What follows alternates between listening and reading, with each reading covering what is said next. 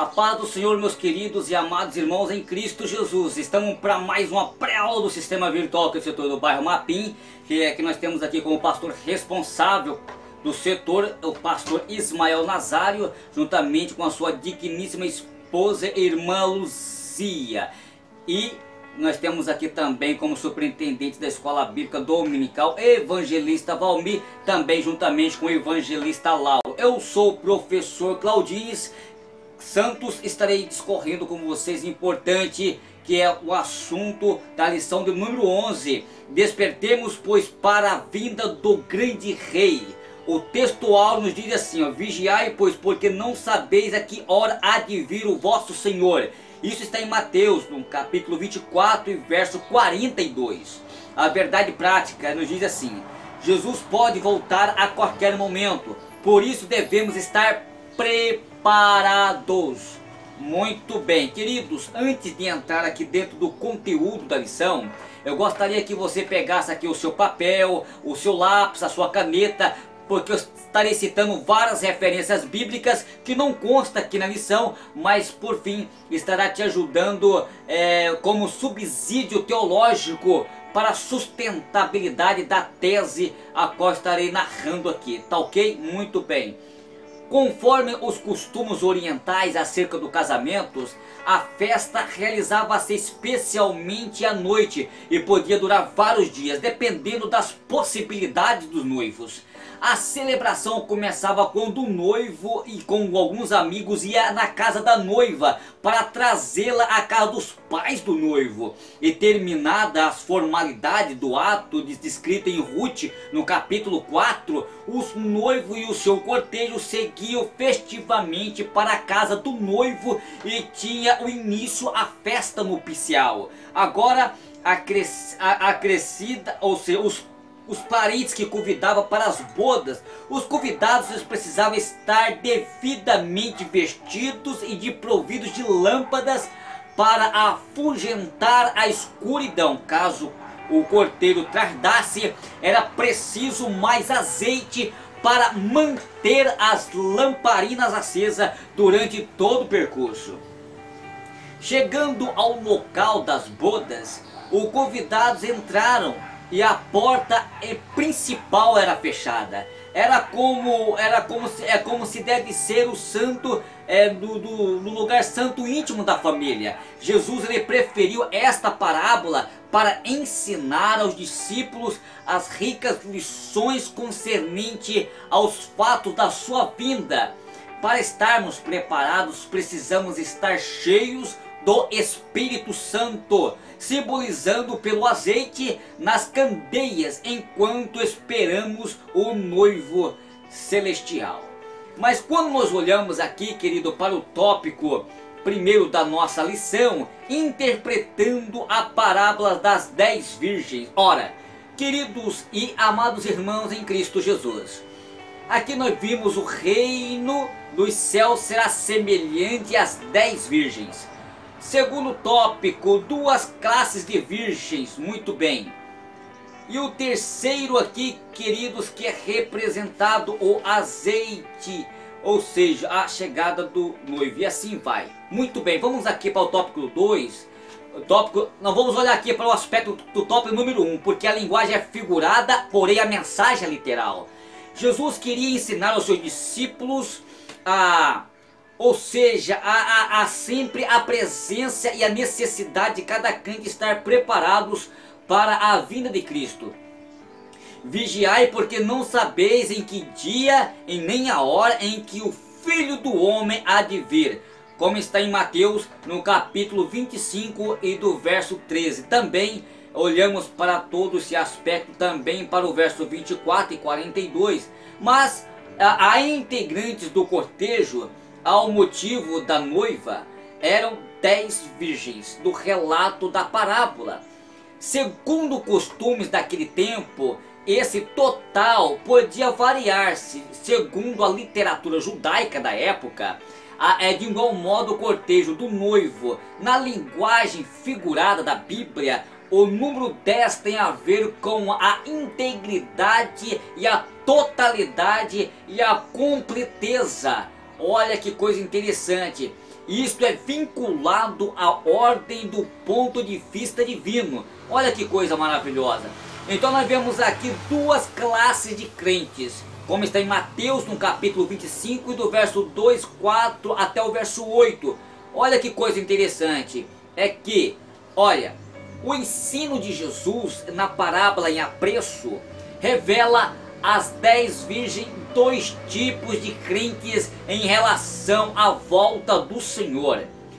Ou seja, quando nós olhamos para esse aspecto, nós podemos observar aqui que são duas, as prudentes e as loucas, mas todas eram virgens, mas estavam aguardando um noivo para a festa nupcial, como está em 2 Coríntios, no capítulo 11, do verso 2.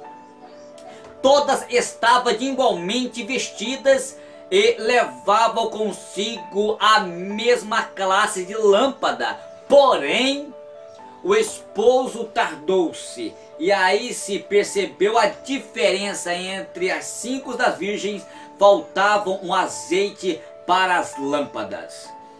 Eu vejo aqui, queridos, amados irmãos, as loucas em Mateus capítulo 25 do verso 3, Jesus, ele chamou de loucas nécias, ou seja, com o intuito de denotar a sua insensatez quanto ao despreparo para a espera e a chegada do noivo.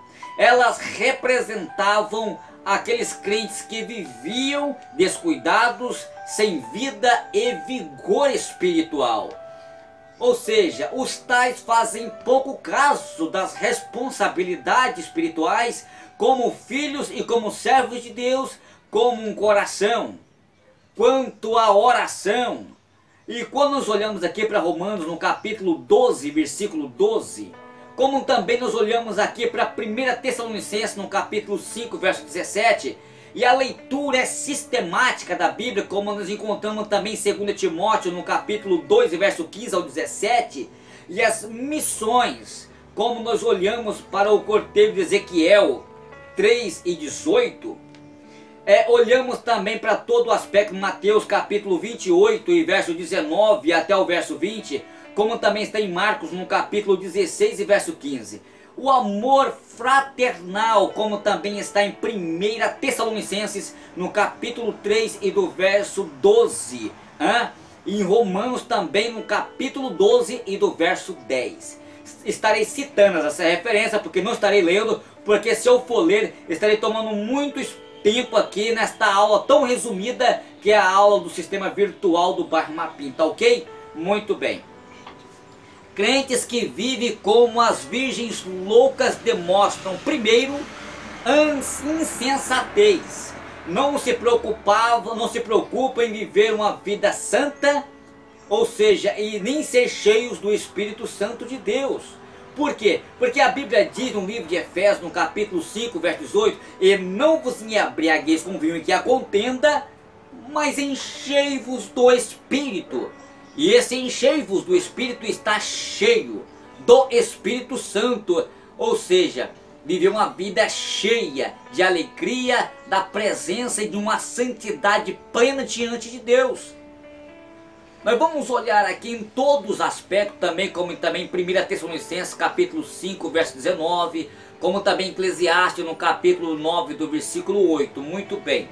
A segunda característica das virgens loucas é hipocrisia, fingimento e falsa espiritualidade e devoção a Deus. E nós vamos olhar em livro de Mateus, no capítulo 25, do verso 3 ao verso 8, como também está em 1 Pedro, no capítulo 2 e verso 1, Ezequiel, no capítulo 33, do verso 31 ao 32, e também em 2 Coríntios, no capítulo 5, versículo 12. É que nós podemos observar aqui que a classe dos fariseus, eles eram hipócritas, viviam uma vida de hipocrisia, ou seja, achando que através das suas obras poderia salvar. Mas Jesus reprovou as suas práticas, porque eles eram hipócritas. Eles viviam de aparência, viviam para se mostrar, queriam ser os melhores. Eles colocavam eles em tudo no patamar elevado da sociedade espiritual. Ou seja, todas pareciam idênticas. todo fazia parte do cortejo nupcial. Estou falando das 10 virgens, todos tinham lâmpadas, todos estavam esperando um noivo para as bodas, e o incidente total ocorreu no momento inesperado quando nós olhamos para o verso 6. As virgens imprudentes não estavam preparadas para o importante evento. E isto é o que ocasionou naquele ato e naquele momento, naquela ocasião. Muito bem, queridos, falei aqui sobre algumas características e algumas qualidades e alguns adjetivos que nós encontramos nestas virgens loucas, que eram adjetivos negativos, né, que traziam forma de negatividade, um estado de negação, um estado de prejuízo espiritual para essas pessoas. Um adjetivo de uma má qualidade. Mas vamos ver aqui um adjetivo importante aqui nas prudentes, como nós encontramos aqui no livro de Mateus, no capítulo 2, do verso 5 ao verso 6, estavam vigilantes.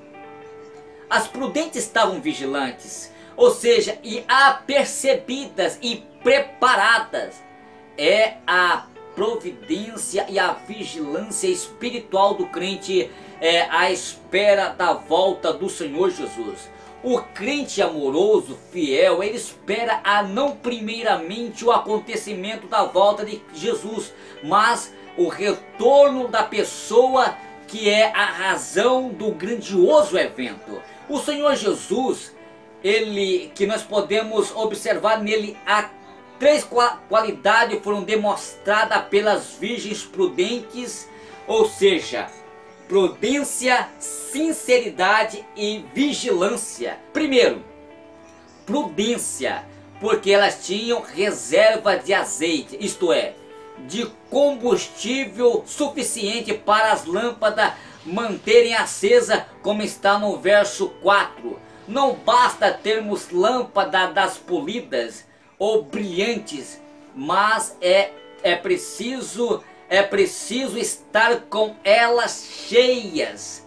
Ou seja, anteriormente, quando nós olhamos para Mateus capítulo 25 do verso 16, como para 1 Samuel, também no capítulo 16 do verso 5, o azeite ele é símbolo da provisão do Espírito Santo na vida do crente, e precisa ser renovados continuamente, conforme nos reserva a palavra de Deus em Efésios, no capítulo 5, verso 18, como acabei de citar anteriormente, como também em 2 Reis, no capítulo 4, versículo 1 ao 7. Muito bem.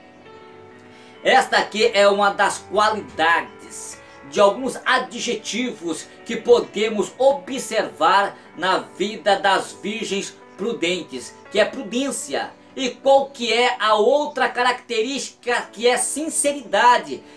Isto significa ter atitudes pura e santa, ou seja, sem alteração, sem pretexto, sem evasivas e com um único objetivo, humildade e espírito. Isso foi demonstrado em parte enquanto as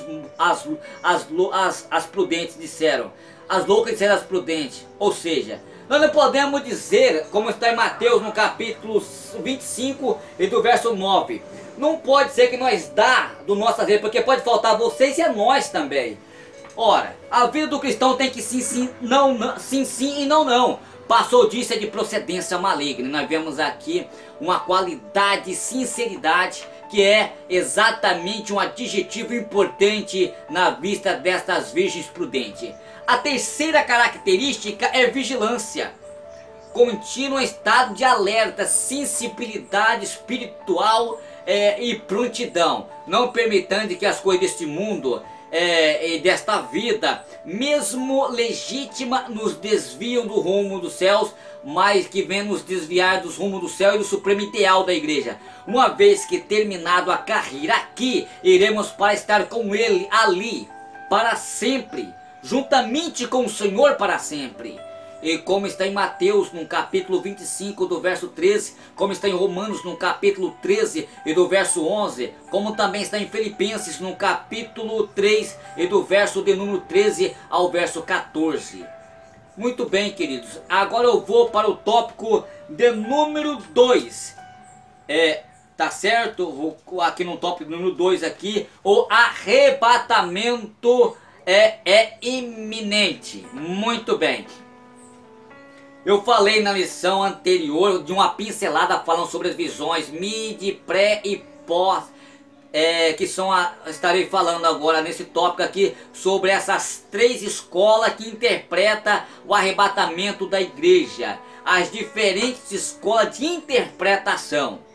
Existem 3 diferentes escolas de interpretação sobre o arrebatamento da igreja, que abre um leque, né? Que abre um espaço para entendermos como e quando ocorrerá esse assunto que é largamente discutido e estudado dentro da escatologia bíblica. Muito bem. Primeiro é a visão os pós-tribulacionistas, apoiado na semana profética de Daniel, no capítulo 9 do verso 27, esse grupo ele interpreta que a igreja de Cristo passará pela grande tribulação, pois confunde com as aflições dos crentes que passaram neste mundo. É certo que os crentes sofrem tribulações cotidiano, mas não há referência nesse texto que indica uma participação dos salvos em Cristo na grande tribulação. Além disso, o juízo descrito sobre a grande tribulação não é para a igreja do Senhor Jesus. Então vocês podem ficar tranquilo que a grande tribulação não é para a igreja, tá ok? Jamais um noivo vai querer que a sua noiva passe por uma tribulação terrível, né? Não, muito bem. Nós vemos aqui a segunda escola, que é os mid-tribulacionistas. Segundo essa escola ensina que a igreja ela entrará no período da grande tribulação até a sua metade. Os seus intérpretes baseiam essa teoria numa interpretação isolada de Daniel capítulo 9 do verso 27, quando fala que depois do anticristo firmar um concerto com Israel por uma semana, na metade da semana para cessar os sacrifícios e as ofertas de manjares. Toma ainda o texto de Mateus capítulo 24, verso 1 ao 14, para afirmar que a igreja estará na primeira metade da semana de Daniel, ou no meio da grande tribulação. A igreja, ou seja, no meio da grande tribulação, a igreja será arrebatada. Então, não há possibilidade para isto. Muito bem. A terceira escola que interpreta que é a visão pré-tribulacionista, que é exatamente o que nós somos pré-tribulacionistas. Nós temos essa coerência porque é o que mais encaixa em toda a historicidade da Bíblia e ensina que o arrebatamento da igreja ocorrerá antes que se inicia o período da grande tribulação. Por quê? Porque Deus não destinou para a ira, mas para a inquisição da salvação por nosso Senhor Jesus Cristo, como está em 1 Tessalonicenses, no capítulo 5, verso número 9. É uma interpretação que se ajusta devidamente com a esperança cristã da volta do Senhor nos ares. A igreja ela não é advertida para ficar esperando a grande tribulação, mas aguardando a vinda do Senhor antes que o anticristo apareça, como está em 1 Tessalonicenses, no capítulo 4, versículo 1 ao 7. A igreja ela não conhecerá o anticristo e nem se submeterá a ele, pois será arrebatada antes. De fato, o sinal maior para o mundo não é o aparecimento do anticristo, mas é o arrebatamento da igreja. Que coisa maravilhosa que vai acontecer. Cristo Jesus, ele vai vir para arrebatar a sua igreja. Então esta é a visão dos pré-tribulacionistas, baseado desde o livro de Daniel e correspondendo em toda a historicidade da Bíblia, do Antigo e do Novo Testamento. Por quê? Por quê? Porque a profecia não foi para o povo de Israel, e não foi para os gentios, nem foi para a igreja. A 70 semanas foi destinada para o povo de Israel. Nós paramos, foi 490 anos, paramos num período de 483 anos, parou no tempo. Ou seja, entrou no período gentios, que é o período da igreja. O relógio de Israel está paralisado em 483 anos. Então falta uma semana de ano para poder desencadear, e vai ser desencadeado um arrebatamento da igreja. Isto aí é fato. É por isso que eu creio na visão pré-tribulacionista. Queridos, eu quero aqui continuar falando para vocês aqui. Eu quero já aqui pegar aqui como um gancho aqui e trazer aqui sobre algumas interpretações que não é fácil de compreender, mas estarei aqui fazendo bem resumidamente, e gostaria que você prestasse bem atenção, porque nas interpretações das palavras, tá ok? Muito bem, palavras relativas ao arrebatamento, definição de termos. Vamos lá, pega a sua caneta e fica atento. Primeiro, em 1 Tessalonicenses capítulo 4, versículo 16 em diante, a palavra arrebatar tem o sentido de erguer, retirar, fortivamente, transferir ou mudar de lugar. Arrebatamento da igreja é o translato sobrenatural dos santos da terra para os céus. Ora, a igreja é simbolizada como uma esposa preparada com o Espírito Santo para o encontro ao esposo, com o Senhor Jesus, como está em Efésios no capítulo 5 e do verso 25 ao 27. Aí eu vejo aqui, refere-se à segunda fase da segunda vida de Cristo Jesus, quando ele voltará visivelmente com a igreja. Muito bem.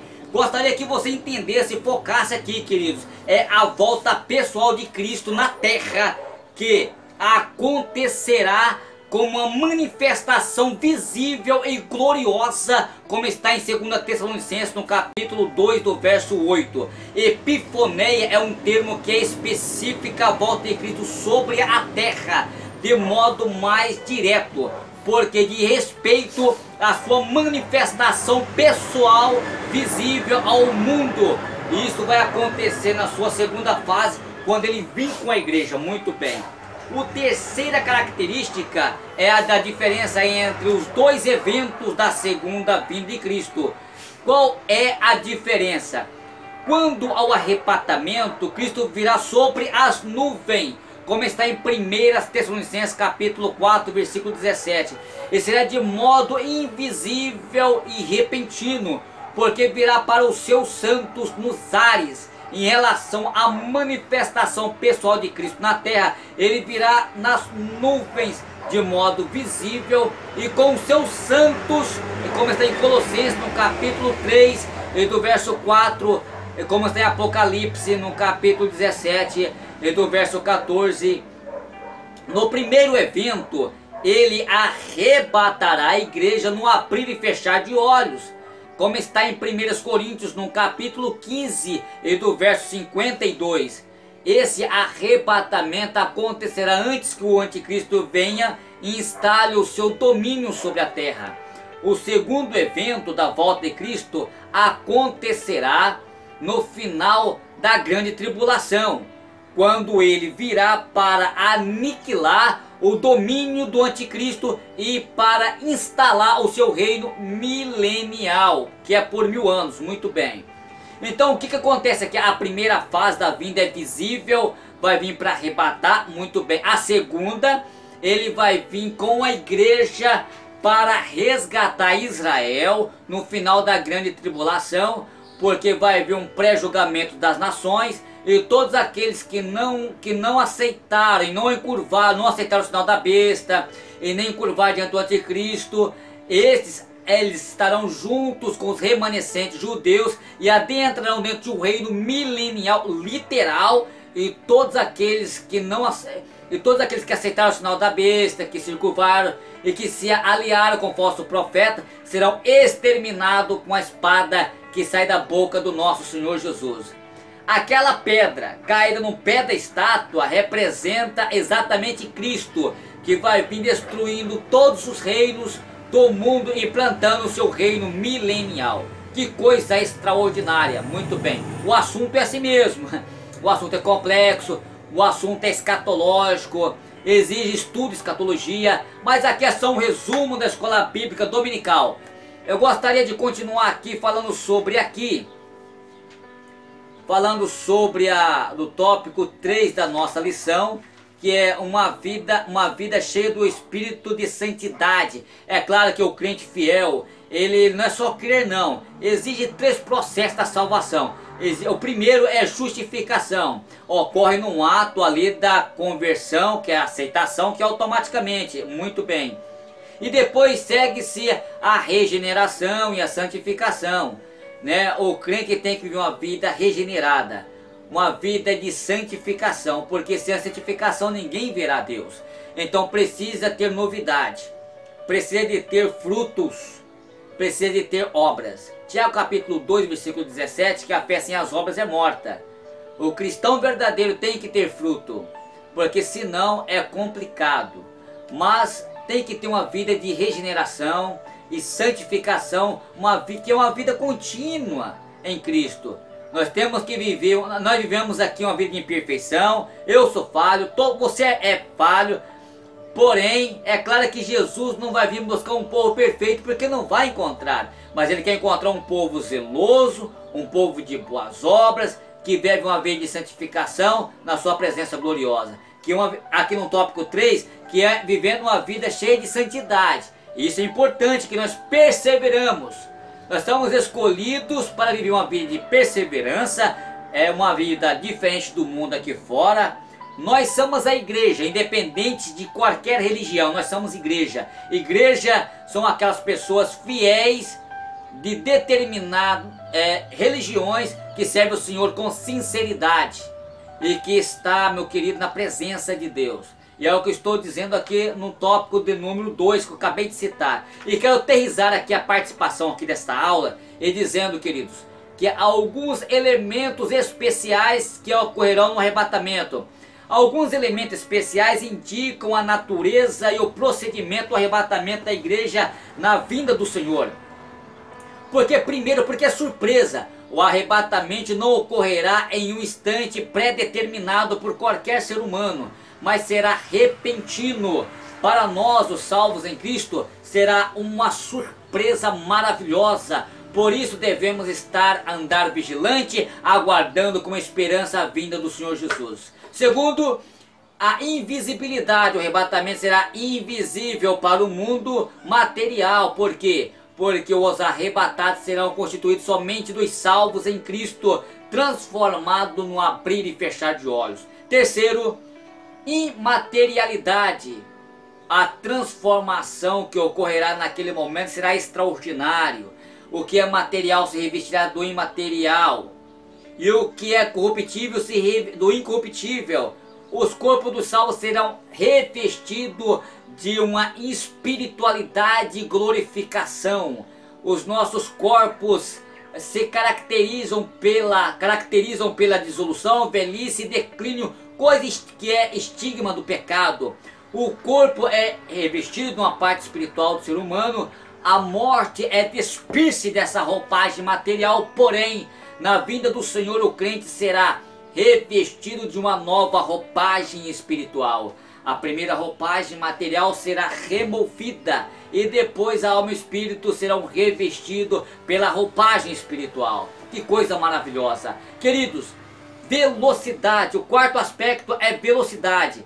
Em 1 Coríntios 15 e do verso 52, para tentar explicar a velocidade do evento, Paulo usou o termo grego átomos, algo impossível de ser cortado ou dividido. Também encontramos expressões bíblicas para denotar a velocidade como abrir e fechar de olhos, ou como no piscar de olhos. Será tão rápido que nada poderá cronometrar o arrebatamento que acontecerá naquele instante do arrebatamento da igreja. E quero concluir dizendo que o crente ele deve se portar na fé, em uma vida na vinda do Senhor Jesus, como também estar, porque nós não fomos destinados para a ira de Deus, por isso seremos tirados deste mundo e não passaremos pela grande tribulação, queridos. estejamos prontos para ir com Ele quando Ele vier nos buscar. Querido, não fica triste se alguns divergem de pensamento como mid, pré, pós, não importa. O que importa é que nós ficamos firmes, porque um dia nós todos estaremos reunidos com o Senhor na glória. Fico por aqui nessa lição maravilhosa, tá ok? Mas que é a lição de número 11. E se Deus nos permitir, nós vamos estar na próxima lição, que é a lição de número 12. E a paz do Senhor e até a próxima, se Deus nos permitir.